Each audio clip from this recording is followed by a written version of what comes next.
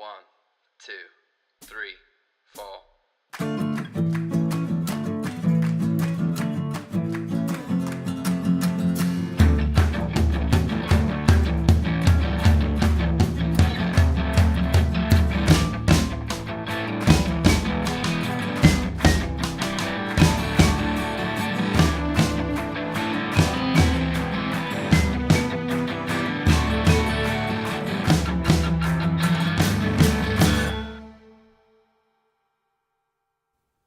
Hello, everybody. Welcome back to episode number 27 of the Trial by Error Variety Show podcast.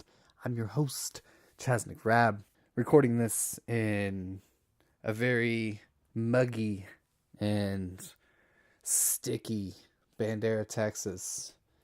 It is January the 21st, and tonight I talked to Free Kittens and Bread. Well, I talked to Chase of Free Kittens and Bread. Anyway, they are on tour all over the United States. Their music is incredible. He has been making music sort of as a solo project and then into what is now a full-on touring band since 2013. So it's vetted. It's well produced. And it's well intended. We'll say that all around. It's beautiful. I'm super pleased that I was able to catch them on the road. I think that I learned from touring bands. I love talking to touring bands. I learned just a little bit more about this industry and how it works, and the ups and the downs and the ins and the outs. And I try not to get too in depth because, you can only take on so much. And as somebody that's on the road, you're doing so much. Sometimes you don't have an hour or anything to sit and talk to some stranger in Texas. Hey, if you do, great. Talk to me. I'll talk to you. But I really appreciate just the half hour that we did get to talk. And I'm going to be playing some songs off of the newest album, American Miserablest. There's 11 songs on the album. I'm going to be playing 4 of them. If you want to hear the entire album, go to freekittensandbread.bandcamp.com. You can go to freekittensandbread.com, check out their website, bookmark it. It's a good way to keep in touch with those guys, and if you're looking to book them, that's another place to go. If you're looking to buy some merchandise, they've got a storefront there and everything. So I encourage you to check them out. Follow them on social media. All right, you guys, I'm going to go ahead and start. Before we do the interview, we'll start with a song. This song is called Pioneer off of the album American Miserablest, available on Bandcamp today. Enjoy the show.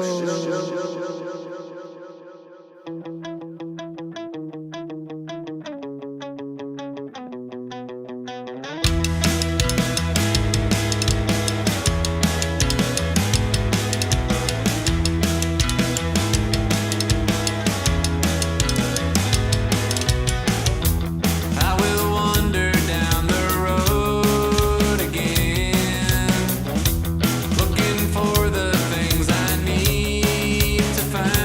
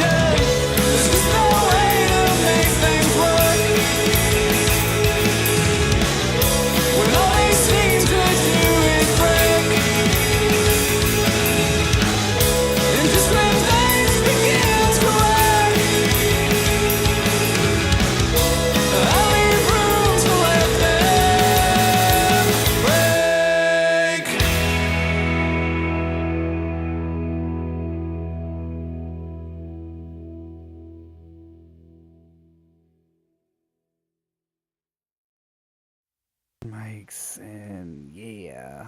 All right, how's that? Is that better? Yeah, it sounds great. Perfect, dude. Can you hear me? I can Cool. flawlessly. Awesome.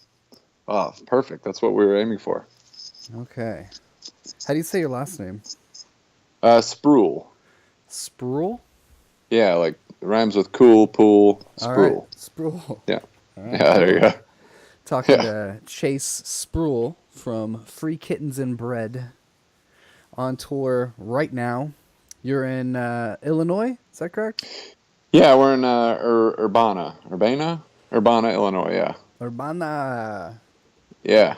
That's cool. It's exciting. What's in Urbana? I think it's like a college town. Mm-hmm. It's I want to say it's like very near Champaign, Illinois. They're kind of like one and the same. But we're playing a show tonight here at the Iron Post, which is like a bar, I think. I've actually never. I don't think I've ever been to Urbana before. I've been to Champaign, but not this town. And we like just got here. We like just pulled in. Oh, wow. Okay. So you haven't even got to explore. You probably got to go unload everything, do a sound check, get an Oh hour yeah, of sleep. that's yeah, right. It's all on the agenda for sure. How has everything been so far? You left, what, a week ago? I think this is going to be our fifth show, so we've only been on the road for about 5 days, but it has been just phenomenal. We have been lucky enough to have hosts who most of them have been friends of mine, but they're all just so nice. Everyone's just been so great.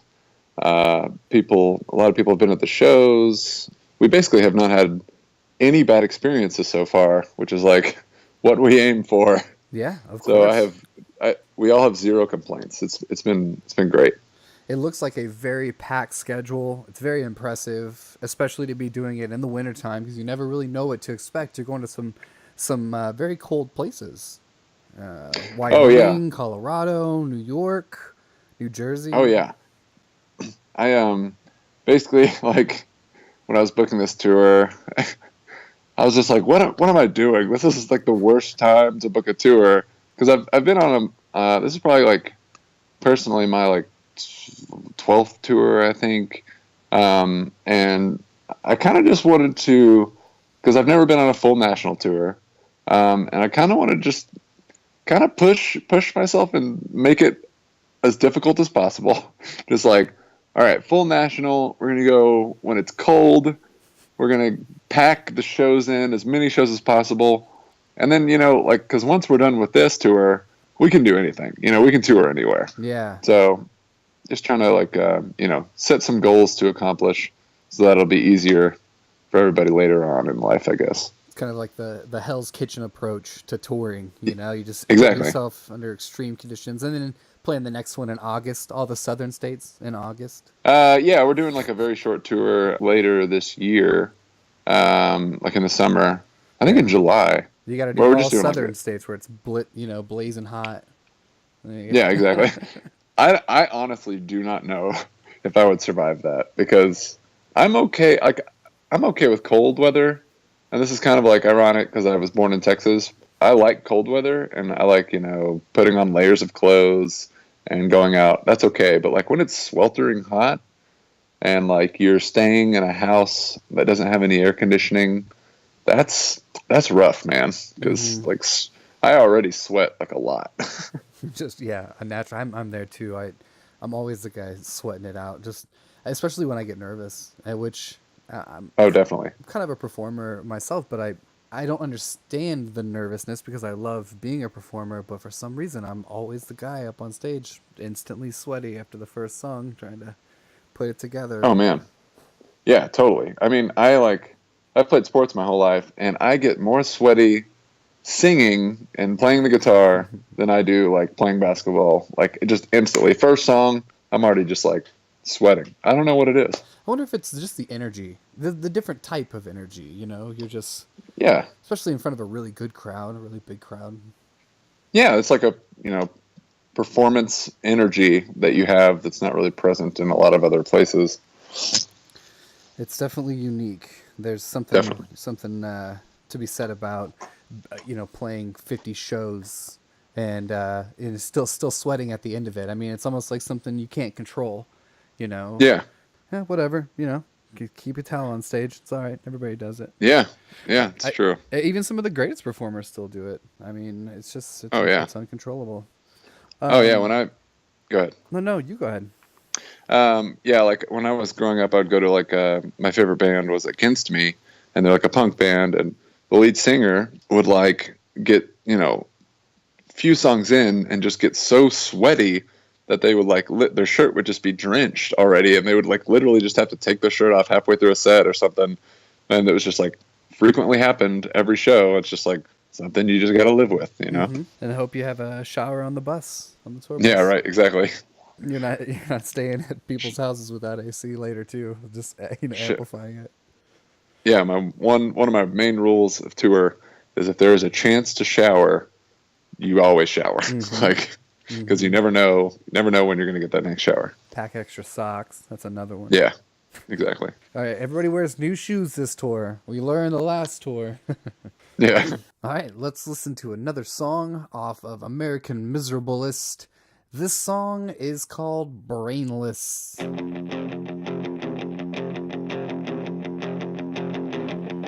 was listless, liver doomed to the gutter.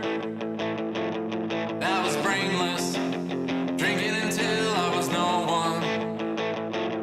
It was seamless, the blend of the black from the window. It was painless, passing it on to the carpet. I didn't want to feel stupid, but there I was being human. It's like heaven to just forget it, but it hurts like hell to recollect it. It was easy letting go of the minutes in front of a TV, numbing the nerves in the seconds, with the color fading into the darkness, and the paper vacant of any expression, collecting the dust.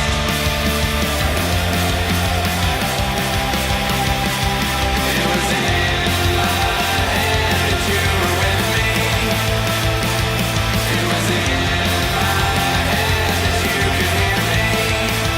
What an imagination I must have had. What a desperate time that I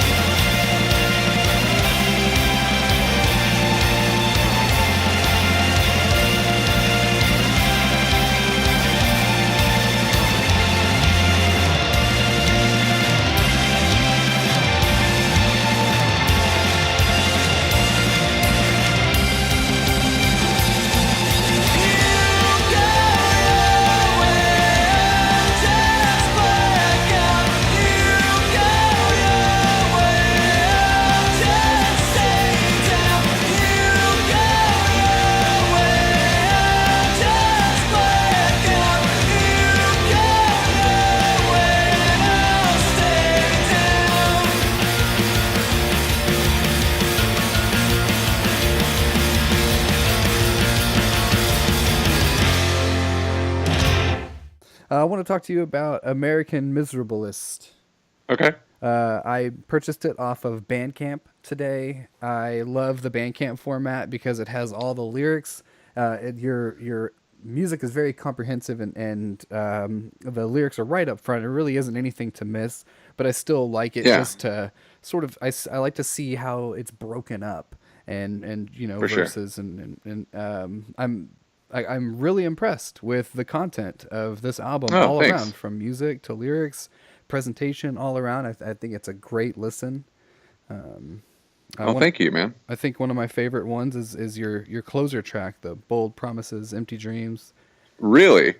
I mean, I know That's I listened all the way through, and I mean, I like all of it. I love Brainless, No Better, yet the great opener, Thanks. I for some reason, it kind of had a nostalgic feel. I am kind of that weird guy that liked punk pop growing up, so For sure. it kind of has like a Yeah. Green Day, My Chemical Romance sort of I could. blended Yeah, feel. totally. Yeah, Um, that's funny because that's like I like that song, but like I think you're the first person to ever tell me that that's like one of your favorite songs. I That like last song. I like the album tracks. For some reason, I know what a hit is, and I like. I'm Yeah. always happy when those work out, but for some reason, I just like the Yeah. real raw. This one's not gonna be stuck in somebody's head so much for the hook as it is the message, and that's kind of Right. what I got with that. So, Yeah. Cool. where did you how long did you spend writing this album? Was this something you kind of whipped together, or how did you guys write this together? How did that work out? Well, generally for Free Kittens and Bread, I'll write a song, and then our guitarist Mark, I'll take the song to him. We'll work on putting his guitar parts on, and then at that point we'll take it to Gabe, who is our drummer, and then we'll kind of all three get together, work out.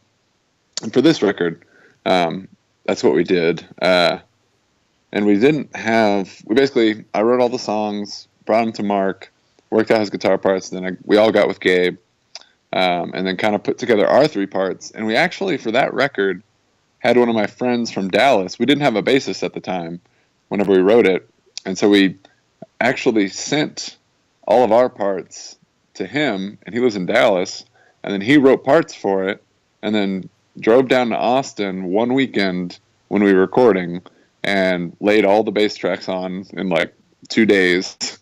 And that's how we did the bass. Very awesome. That's Cameron yeah. Taggart. Yeah, Cameron Taggart. Okay. He's one of my really good friends, and that was really impressive. But I think overall, we got back from tour that year. I think it was 2016 or 15. We got back from tour and then just sat down, wrote it all out. I think it took writing them took about 3 or 4 months, and then recording took about 3 months. Recording and then mixing and mastering and all that. So like 7 or 8 months just total. The right amount of time, I feel like you did there. Yeah, it was a very, very comfortable time. I don't think it was rushed. Maybe like a little bit, Of course, but nothing ever feels perfect. You're always trying to. Exactly. What can we do to make True, it better? definitely. But, eventually, I didn't get the feeling that you settled on any of these tracks for. Well, thank you. For what it's worth. I thought the Well, thanks, arrangement yeah. was great. I thought the recording was great. Your producer did a really good job. Was that Philip Odom? Yeah, Phil, he's great. I think we're gonna do our next record with him actually, but he's really good. Very cool. I've always struggled with wanting to do the whole process by myself. I want to record the demo, then I want to record and do the layers, and I want to get it back from everybody and critique everybody, and then master it, and I settle a lot. So I'm very I love getting people's how they record other bands. I love talking about that because I feel like everybody does it so different. Some people say, "Oh yeah, we crammed in the studio for 3 days. We pretty much wrote everything in 3 days," and you can kind of tell sometimes, unless the band's just marvelous. But sometimes you're like, yeah, it feels a little rushed. But kind of just for sure. going through this whole thing, it felt very natural. It felt very worked out and driven. Like I said, I'm a huge lyric guy as well, so I really loved the lyrics there. Yeah, thanks. Yeah. Go ahead. Oh, I was just gonna say, you've been pretty much doing this since 2013, according to your releases on Bandcamp. Yeah, that's kind of how the band started. I wrote this record called Recluse, and kind of talking about recording. I recorded that all myself, which is just, recording something by yourself and then releasing it or whatever it's so stressful. Like, because playing and then doing the record, there's so much going on and you're doing it all yourself. It becomes really stressful. But then again, you do have like more input on like how it's going to sound, and you get to mix it yourself. But yeah, like in 2013, I recorded this record because I needed to do something with my life. I was living in the Dallas area at the time, and recorded it, decided I was going to name it Free Kittens and Bread, put it out. And at that time, I didn't have like a band or anything. So I like released that, and then I moved to Austin, and then started getting members to start playing with me, and it's kind of how the band started. All right, let's check out the song No Better off of American Miserablest, available at freekittensandbread.bandcamp.com.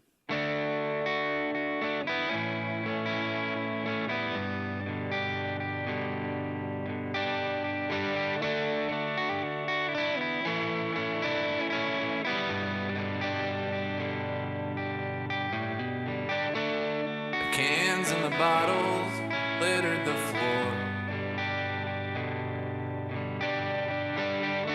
and the trash piled up in the corners. Everybody went home, half drunk at least, and somebody left their jean jacket. Memories from the night include but aren't limited to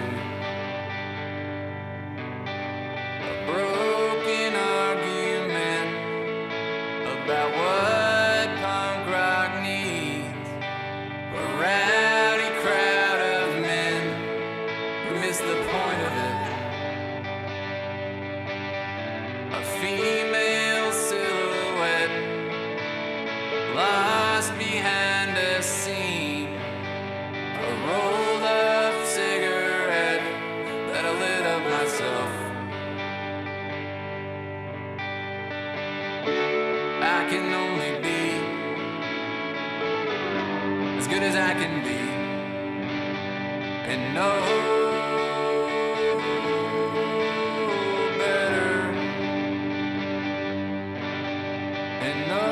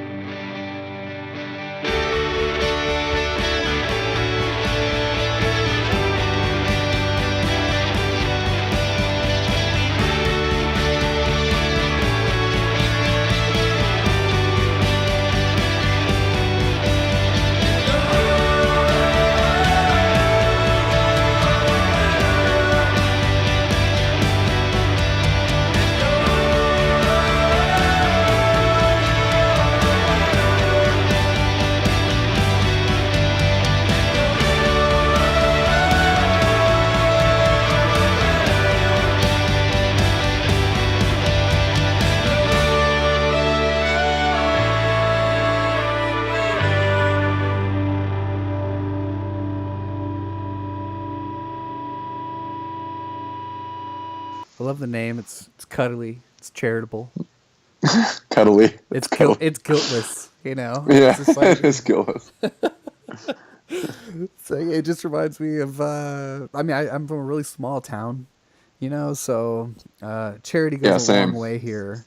So when there's like the food bank out front, and then in the same parking lot, you see the group of kids with the free kittens in the back of the truck. You know, to me, it has like a real wholesome feel.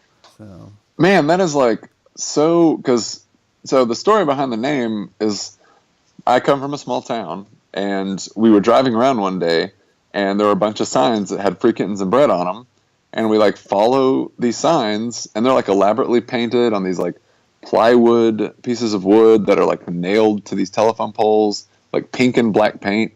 And we get to this house, and there's this family on their porch with a table set out with like loaves on loaves of like Mrs. Baird's bread, like nothing, not homemade bread, just like, yeah, just like store bought loaves of bread. And then they were also giving away kittens.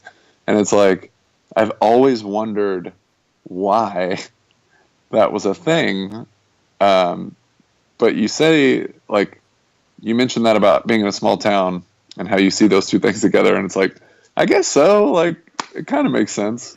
yeah, it does. I mean, you sometimes it seems like in a small community, especially where I'm from, where it's really all lower class, middle class, any Right. sort of contributable effort is always it always feels so genuine here.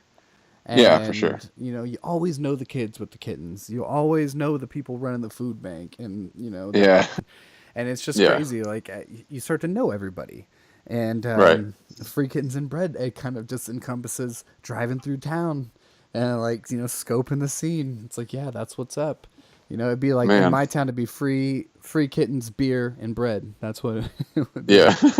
Free kittens, cold beer, and bread. That makes me feel so much better about the name. Yeah, everybody's got their own imagery. Some people just see the kittens, Yeah, no for idea. sure.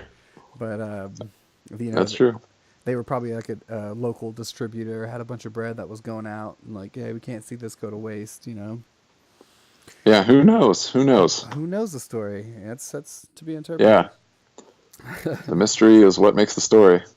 So, what made you want to single out Brainless? What puts that one above the rest? Is it what was your decision there?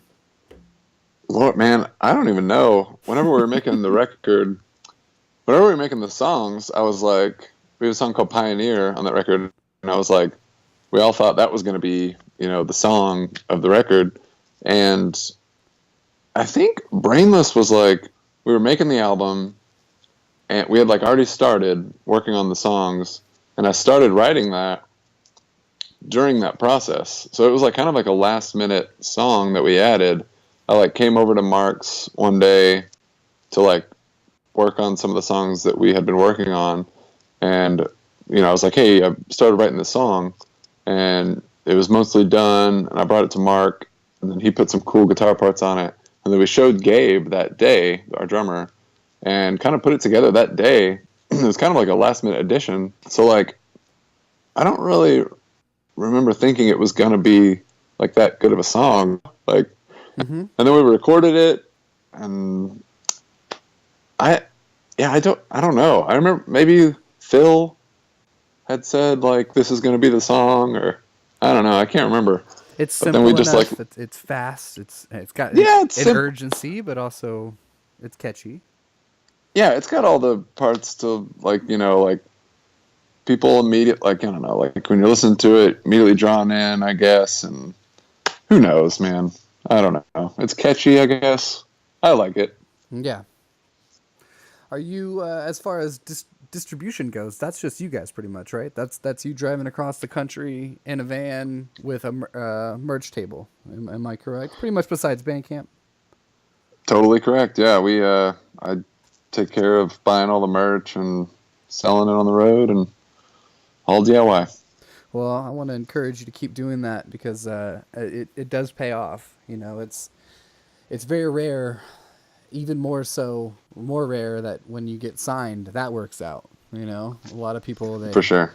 they find themselves in these horrible contracts without the rights to their own music, and it seems that the more I hear about it, and the I guess I'm saying that based on your scheduling, based on the discography that you have, and just your approach to everything. It kind of feels like Right. you have it by the balls, and Well, first time I've heard that about this. well, that's what I mean. It's such a small percentage of people that get that notoriety that gets them into like a Hall of Fame or something like that. But Yeah. as we all know, there's so much more to it than that. I mean, the travel is such a huge part of it, and especially if you like to performing in different places with different people and learning that people are all the same, and they connect over this music. Yeah. And I think that's Yeah, just definitely. such a great thing. It's the not the destination, it's the journey.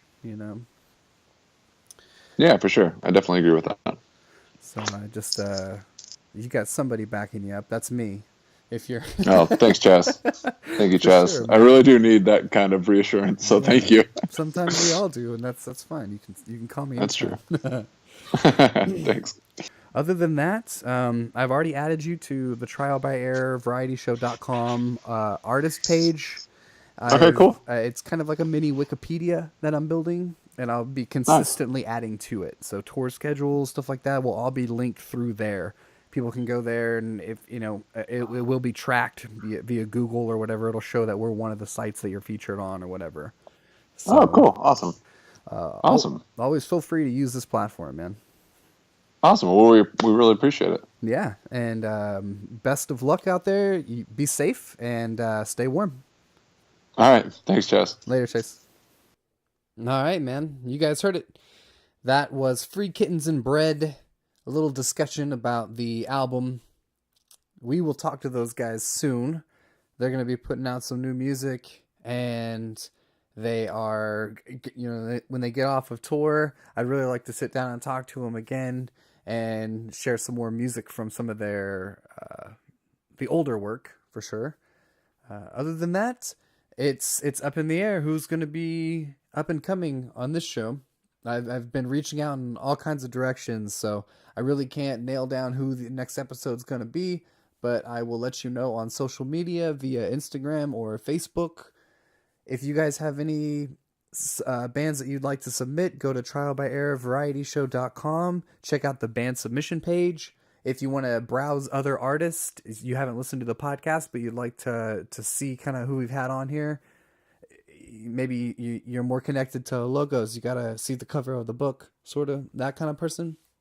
Go check out the TBE artist page on the website as well. It's very user-friendly, you guys. Basically, you got a launch pad and you have resource after resource after resource. If you're a band that's already been booked and you want to check out how we're promoting you, it's all there. If you're a band that wants to get booked, there's a page. If you're a supporter and you want to see this podcast go further, there's a way to subscribe to our Patreon. There's links to every single platform that we broadcast on: iHeartRadio, Stitcher, YouTube, SoundCloud, iTunes. It's all there. Social media links to everything: our Instagram, our Twitter, our Facebook. Everything is all on the big mothership, as I call it, trialbyerrorvarietyshow.com. There's also, let's see, I mentioned last time leaving out Brother Wives, and I also left out Winter Fires as well in the season premiere. I'm going to get 2 full episodes with those guys alone. I had some technical issues and some timing issues on both of those, so I will get to those. We'll say that. Brother Wives and Winter Fires. Also, Conway the Well. I'm going to be talking to him very soon. Justin Conway. My boy, my brother, my brethren. Okay, everybody. Thanks for sticking around, and I hope you enjoyed this episode. They're all going to be short and sweet, just like this one. And I'm going to end with a song, just like I'm about to do right now. This is the last one. It's called Good Song, Bad Time. It is by Free Kittens and Bread. It's available right now on bandcamp.com. Check their tour schedule, which I will have linked on our website. It's also on the Facebook page. It's also on their website. They are everywhere. Everywhere. Oklahoma, New Jersey, North Carolina, Georgia, Illinois, Indiana, Oregon, California, Washington. I mean, come on, everywhere. Arizona, New Mexico, Colorado. You're listening. You're there. Check them out. It's going to be a great show. Please take care of one another and follow the golden rule.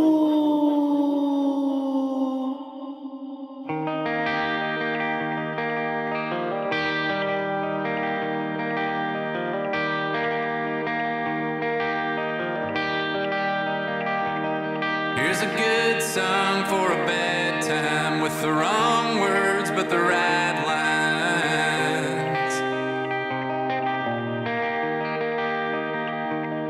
Here's an old voice with enough room to keep on singing in and out of tune.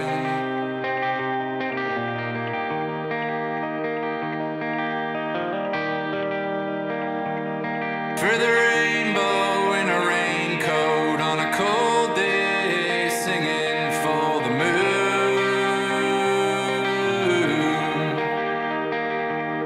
For the hard-working hands who wore out their plans.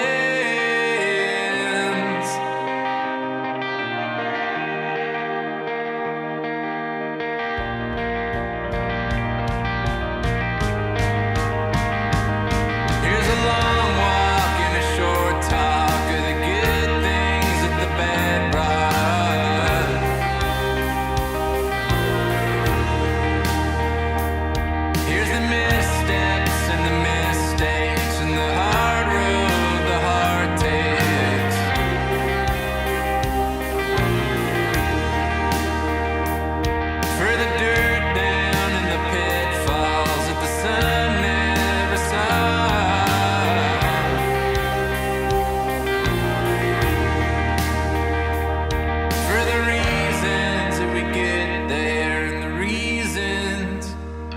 stay.